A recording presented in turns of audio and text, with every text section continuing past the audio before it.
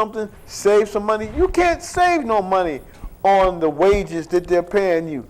$9.75. That's right. $10 an hour. Can't do Trust it. me, we know, because we've been there and we've done that. Can't make it. All right? You can't make it. Can't make it. You be robbing Peter to pay Paul, and Mary standing there with her hand out. Come on now. That's right. Y'all need to get this thing together, because y'all sitting up here talking about what, oh, if we do that, we'll go under. If we do that, no, you won't go under. All right? The mamas and the papa stores, they going to find out that a lot of people are going to start coming to their stores spending money.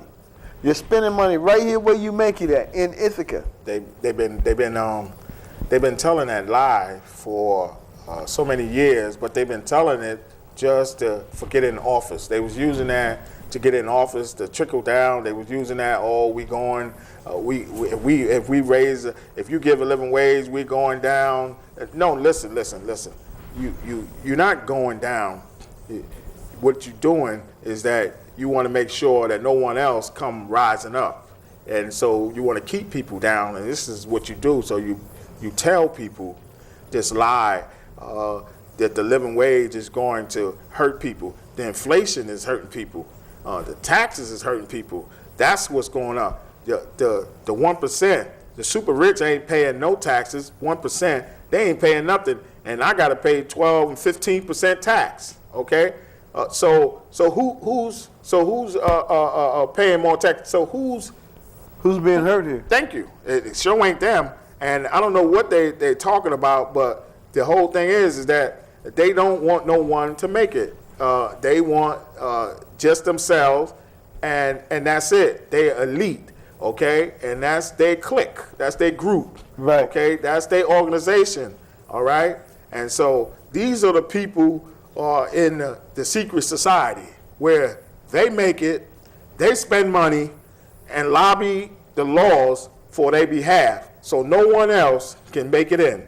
And this is what they've been doing with these lobbying and Idaho and all these places where they're trying to shut down the living wage. They're trying to put a bill in that no living wage will come, and they're lobbying for this. And I read this online. They was lobbying in Idaho and other places about the living wage. In Alabama too? Yeah, in Alabama too. They put it in a bill saying, and then they threatening people, the different counties that want to push the living wage. They're threatening them and saying, oh, if you bring a living wage, this is going to happen. You're going to lose your job. You're going to do this.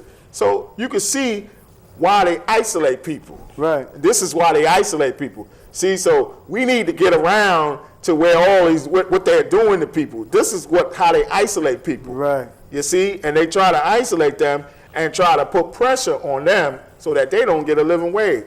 Why? The government is doing that. Well, you see, Stanley, the whole thing about it is you start in these little itty-bitty states like down in Florida, and you're messing with these people that's not highly educated. You're messing with people who really don't know and are scared. Mm-hmm. All right, so they attack them first. Yes. And then they move up. Honey, you can't do that because this is what they're going to do. Because I'm telling you, they did this where I live. Look.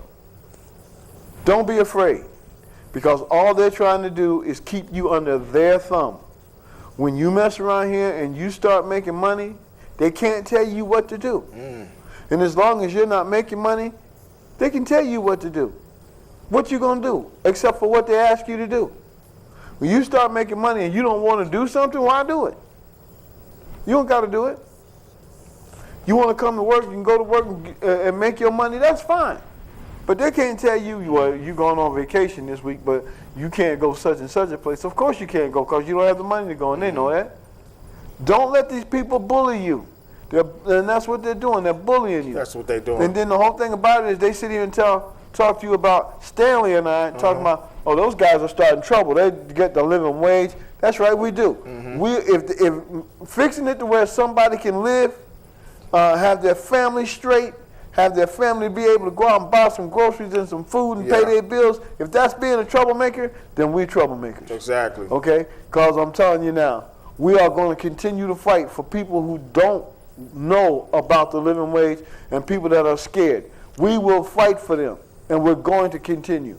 So when it comes right down to it, y'all ain't scaring us. No. Because we know better. We know better. And we know exactly what it is and what it takes. Exactly. All right, you can tell her, oh, in 5 to 6 years, we're going to raise it to $15. Yeah. In 5 to 6 years, it's going to be worth more than $15. Thank you. It's $14.34 right now. So in 5 to 6 years, what do you think it's going to be? They don't want to pay you that money, because if they pay you that money, you'll be able to move around. You'll be able to go on vacation. You'll be able to go next door to the next state and see your family. But this way here, you can't do that. You're sick right here in Ithaca doing what they want you to do, living in poverty, and wondering if you can pay the rent, wondering if you can buy some groceries or pay that bill, wondering how you going to pay that car note or how you going to buy your insurance. This is what people are trying to keep you down and not letting you get up to see that you can go to the grocery store. You can spend money at the grocery store, have food in your house. You can pay your bills. I'm not talking about people can't pay their bills, but I'm talking about the people that are struggling, most in Ithaca. And this is milk and honey. That's the whole thing about it. Ithaca is milk and honey, and the taxes, you know, that's where they make all their money. Property taxes, revenue, all kind of street taxes. You know, they got all kind of motor vehicle tax. They got every kind of taxes. So the taxes is going up. You know, in 5 years, 6 years, this thing will be, you know, taxes will be, well, we'll be paying, you know, not 15, 12%. We'll be paying 20, 30%. Okay. Right. So the taxes is taking all the taxes is making it so we are getting broke, and the taxes is taking all the money. And they know that. And this is why they do that. They raise tax so they can weed off the sick and the weak, okay, and get all their money, and then they weed them off, and that's it for them. And so we just work on the young ones, okay, and make them pay taxes, make them work like alcoholics, you know, and work them to death until they get old. Okay, and then we just do away with them. Go to the next one. And then this is what they're doing. They're working people to death. Yeah. Okay, they ain't working them good. They're working them to death. Yeah. Okay, because now you see that they're not getting no retirement, nothing. They're working them to death. Some people, bang, they just out of here. Why? Because they working, and it's stressing them because they don't have time for other things. Right. Some people have children. Right. They don't even have time for them. Oh, make yourself something. I gotta go. Whip up that, I gotta go. You know what to do, I gotta go. You know, so people don't have no family time no more. There is no such thing as family time anymore. Yeah. Like the one lady said, you know, my children are calling her the nanny, mommy, because she works so hard. I know a girl that was working so much, she didn't even see her children. Didn't even see them. In the morning, she'd take them to her mother's house. At night, when she brought them home, she was putting them in the bed. You know, and that's a shame. Because there's no, like you say, Stanley, no family time. You ain't reading no books. You ain't telling no tales. You ain't sitting down watching no TV, no family time, you know, walking around the house doing that. There's nothing. There's nothing. It's all about work now. Exactly. And when it comes right down to it, all these people want to do, especially the people, we'll talk about the landlords. Especially them. Oh, since there's a new year, we're going to have to raise your rent $50.